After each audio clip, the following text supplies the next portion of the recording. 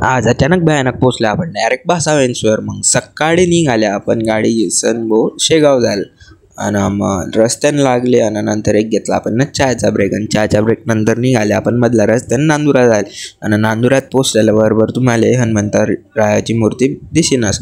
मग एक video clip काढली आणि हनुमंतरायाला सांगलं की आपल्याला प्रतीकदादाशी भेटवतो, बाकी दादा काही दुकानावर नाही होता. मग टोन उतरायचं ना आपण बसले गाडीत आणि मग निघाले आपण तिकडनं डायरेक्ट शेगाव झालं. मग आपण पोचले सुवर्णनगरी शेगावमध्ये. मग आपण लागले डायरेक्ट दर्शनाच्या लाईनमध्ये आणि मग दर्शन झाल्याबरोबर एवढं भारी वाटत होतं. तुम्ही पण एक वेळा व्हिजिट द्या आपल्या शेगाव मंदिरात. आणि शेगाव आल्यावर आपण कचोरी नाही खाल्ली तर काय खाल्लं, मग कचोरी घेतली आणि मग 90च्या स्पीडने निघाल्या आपण डायरेक्ट नागझिरी जायला. आणि हे लोकेशन क्वचितच लोकांना माहिती आहे अशी नागझिरी शेगावहून फक्त 2-3 किलोमीटरच दूर आहे. मग तुम्ही येऊ शकता इकडे.